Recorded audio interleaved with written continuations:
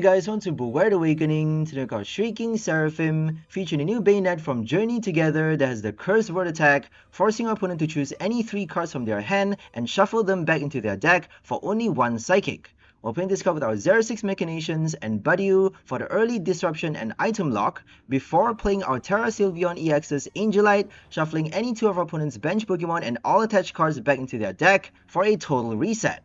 We're not allowed to use this attack 2 turns in a row though, so make sure to play it at the right time. We also have our Noctowl for the free search as long as we have a Tera Pokemon in play, 2 Crispin and 1 Glass Trumpet for the acceleration, 3 Judge for the draw support, 2 Area 0 Undeads to expand our bench, 1 Hyper Aroma for the evolution search, 1 Boss's Order and 1 Iron Bundle to help us target our opponent's active Pokemon with Angelite.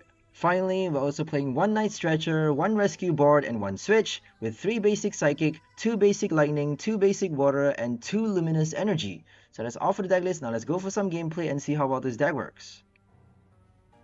Okay, let's go for our first game with Shrieking Seraphim. We got Sylveon in this hand control type deck. And we're starting off with 4 energies in our hand, which is kind of ridiculous. We actually have a rod for this list, for this game. So we decided to discard our energy with the Ultra Ball. I eventually sought the rod for the Night Stretcher, just because if you are playing Crispin, normally you would have a lot of energies in the deck, and now that we have a Glass Trumpet, we can actually attach to the second Eevee from the discard pile on the bench. So make sure to search for your Area 0 at the right time, right after having enough energy to attack with your first Eevee, with your first Sylveon EX. You have to think about charging up your second Eevee already. So don't take it lightly. Right after your first Angelite or attacking your first Magical Charm, you gotta think about attaching energy to the next one, so that if they kill off your Sylveon EX, you have the second one to attack with. Otherwise, you would have to attack with Budew to stall, or even Curse Word again to lock their hand, and maybe play your Iron Bundle or something, just to, you know, stop them from attacking with their active again. Because if they knock out your first Sylveon, they likely would have an attacker in play already, so control wouldn't really work that well. You have to kind of Angelite the active away with a boss or your Iron Bundle using your second Sylveon. Right, that's the main strategy of this deck. Hand control is kind of fun, but it only works early game, I would say. If you have your Sylveon in play, if you play Angelite with Xerosic, it could actually work. I actually thought of doing Meddling Memo. I think we had Meddling Memo in the first couple games as well for this video, but then I thought of removing it just because of all the games that I played, I didn't really use the Meddling Memo too much. You know, even with just 1 copy, even having it at the right time, having the free search as well with your Noctowl, I don't really find it useful.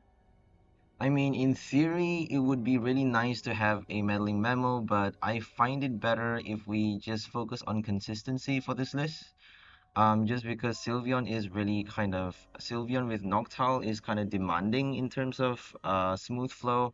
But then if you could fit a Meddling Memo, I would highly recommend it, just because if you could fit a Airy on extra Xerosic as well, I would love to.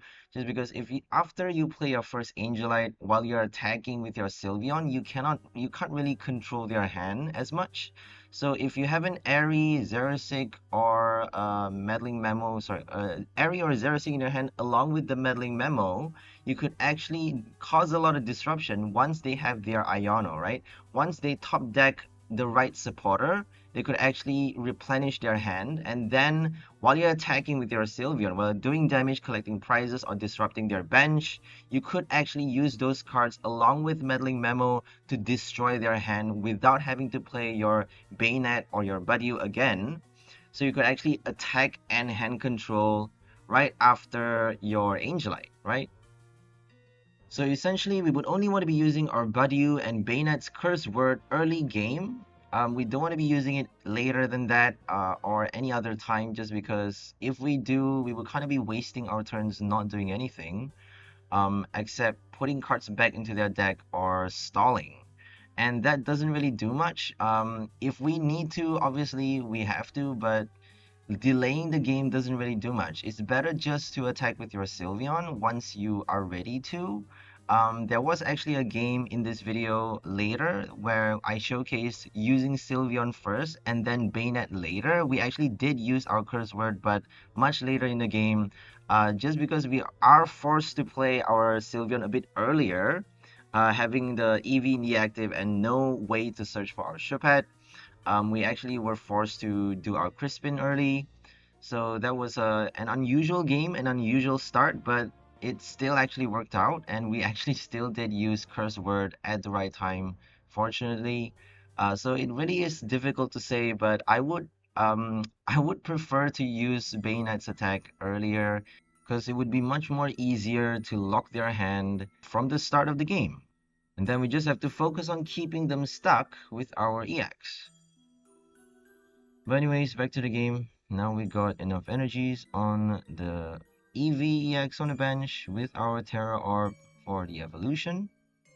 Gonna retreat to the bench and Angelite away the the Torchic and Dreepy, so that they're left with nothing in their hand and nothing in play but the two Duskull. Bye bye primary attackers. Now they got the top deck. Let's see what they got. Is it a supporter card? Because that's the only way they can survive this turn.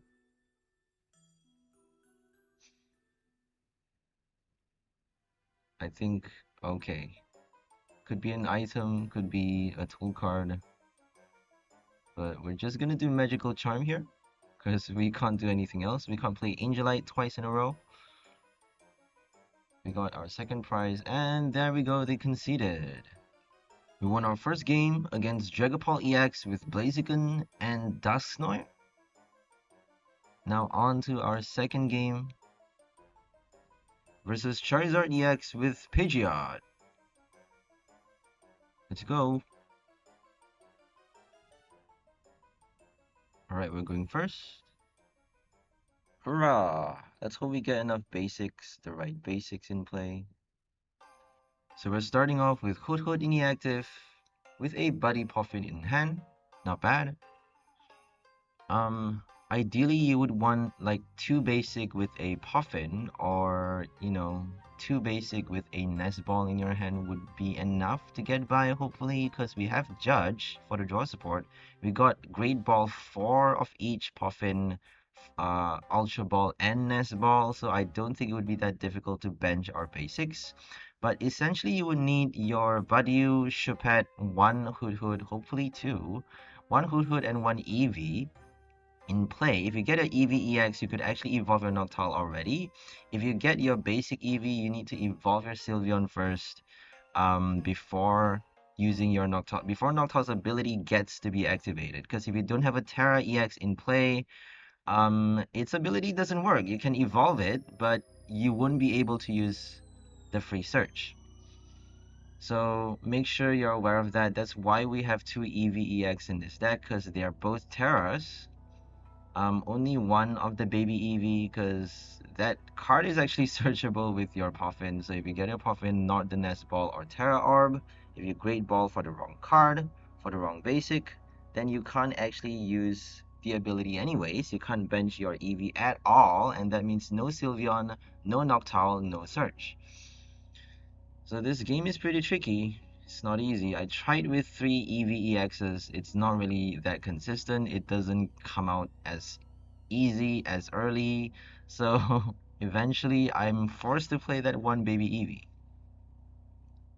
So we're choosing to play Xerosic early because we got 2 in our hand. You never know if they're gonna do Ayano though. I'm actually surprised there isn't a card that look at the bottom 4 cards of your deck to see if there's a supporter card there and put it into your hand. Something like Dusk Ball, but for supporters, we have Roto Stick, which actually allows you to look at the top 4 cards of your deck. Pretty annoying. I don't know why it isn't the bottom 4, since Iono is very, very common in this game. But whatever. I mean, we do have Roto Stick, but then who in their right minds would choose Roto Stick over Pokegear? Uh, unless if you need to search for multiple supporter cards at the top 4 of your deck, which I don't think would show up unless if you arrange it properly, or if you have like a billion supporters in your deck, which is ridiculous in its own way. So, like, I get it. I get the usefulness of it in certain type of decks, in certain archetypes, like maybe the Crabominable, Kofu's Crabominable, which only works if you discard enough Kofu supporter cards. If you have discarded enough of those supporter, for you to attack with less energy. But then, even if you play Cypher Maniac with the Roto Stick, you would still need to discard it from your hand. So it's quite a lot. Even if you use the Roto Stick right, I don't think it's gonna benefit much. Especially when we already have the A-Spec blender that allows us, or mixer, whatever, that lets us discard 5 cards, any 5 cards from our deck already. There's no point using Roto Stick. That card is completely moronic. Top 4? Like what top 4? Come on now. Why isn't it bottom 4? And why isn't there cards that lets you search your deck and put those cards at the bottom of your deck, Or look at the bottom 3 cards of your deck and arrange them in any way you like a reverse deduction kit, a reverse Pokédex. Why don't we have those yet? That is so annoying. I mean, in Foresight, I know it's not very useful, but if you combo those cards with certain supporters that lets you do stuff at the bottom of your deck, that lets you search for cards at the bottom of your deck, it could actually come in very handy. It could actually make the game a lot more fun. But anyways, enough with the rant. Let's just focus on the game, and I'll see you guys on the next one. Have a great day, and bye everyone!